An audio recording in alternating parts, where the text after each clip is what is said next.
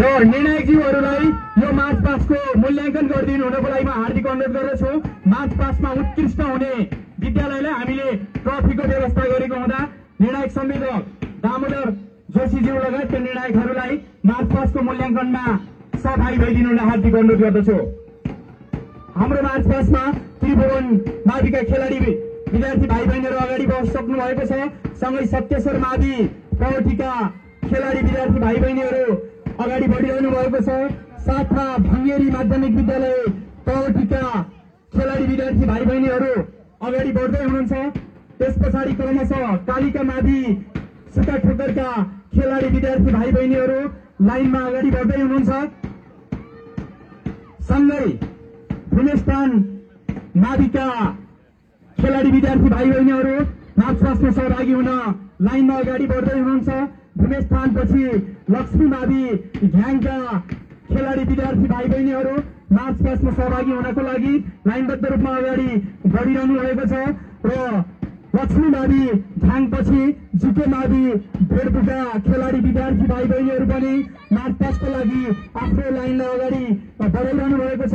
त्यस पछाडि भीम मावि बुद्ध चोकका खेलाडी विद्यार्थी भाइ बहिनीहरूले मार्च पासमा सहभागी हुनको लागि आफ्नो लाइनलाई अगाडि बढाइरहनु भएको छ। सँगै भीम मावि धनुकेका खेलाडी विद्यार्थी भाइ बहिनीहरू पनि मार्च पासमा लाइनबद्ध रूपमा अगाडि बढिरहनु भएको छ।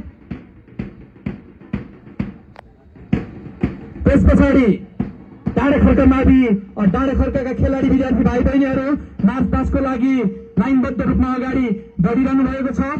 सँगै आदली मावि बिरौटाका खेलाडी भाइ बहिनीहरू पनि मार्च पासमा सहभागी भइरहनु भएको छ। यो मेलुङ गाउँपालिका दोलखाद्वारा आयोजित 5औं राष्ट्रपति रनिङशील प्रतियोगिता 2082 मा 11वटा माध्यमिक विद्यालयहरूले सहभागिता जनाइरहनु भएको छ। 11वटा माध्यमिक विद्यालयका खेलाडी भाइ बहिनीहरू अहिले मार्च पासको कार्यक्रममा सहभागी भइरहनु भएको छ।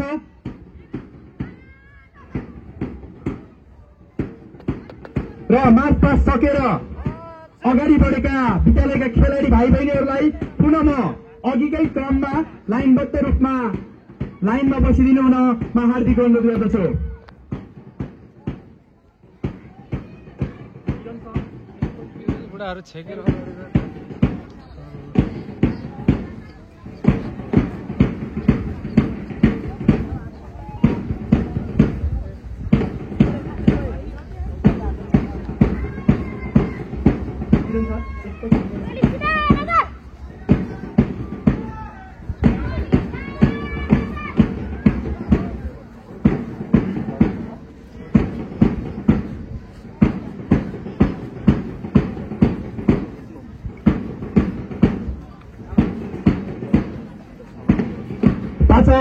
राष्ट्रपति रनिङशील छनौट प्रतियोगिताको आज यो पहिलो उद्घाटन समारोहमा मार्च पासको कार्यक्रम भइरहेको छ। र मार्च पासमा सहभागी सबै विद्यालयका खेलाडी विद्यार्थी भाइ बहिनीहरूलाई आयोजकको तर्फबाट हामी हार्दिक धन्यवाद व्यक्त गर्न चाहन्छौँ। र यो मार्च पास सँगै त्रिभुवन मावि मेलुङका